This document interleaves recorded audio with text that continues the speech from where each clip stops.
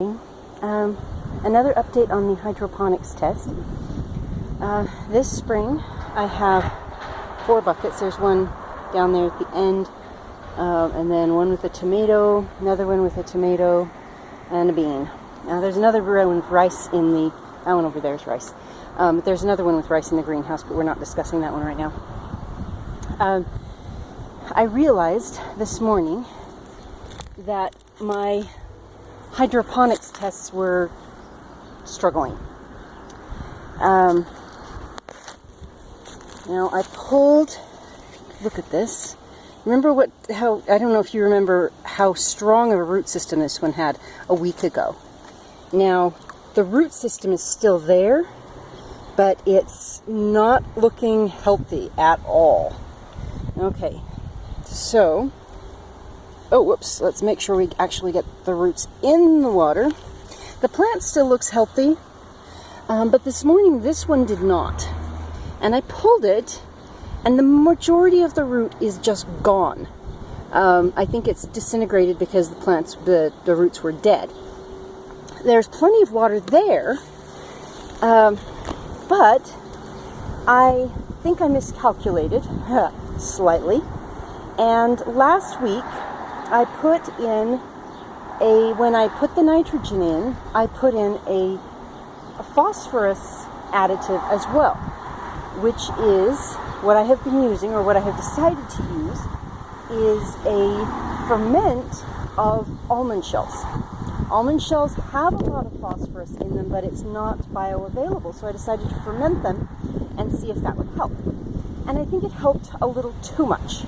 Last fall, I tried the same thing, and the plant promptly died. Within a day, the whole bucket was full of green scum and algae, and the roots were coated and dry and dead, and it was really bad.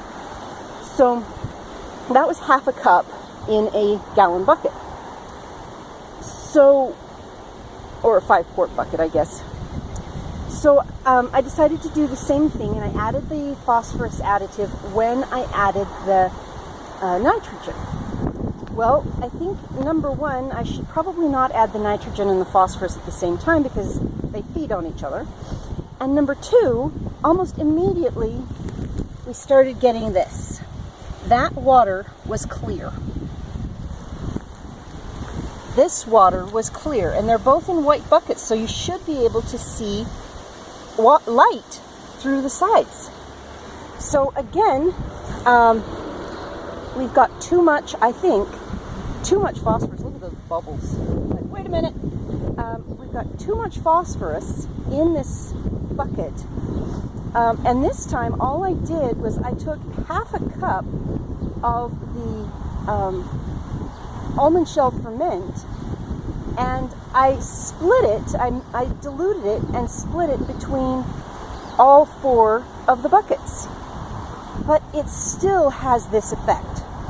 So I think the almond shell ferment is either way too strong, which I think is part of it, or there's something else going on, because this should not be coating, that oily coating on the surface. I have no idea what that is. So I took the plants, and this time I wrapped the buckets in a plastic bag, so all you see is the orange lid. But I wrapped the buckets in a plastic bag and refilled them. These are fresh water with no additives. That one I haven't done yet. This one over here, again, fresh water, no additives.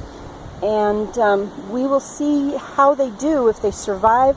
I washed the roots off before I put them in. That is a half and half dilution of white vinegar and water. I'm hoping that that will be sufficient. And it looked like it did, because it rinsed a lot of the coating off.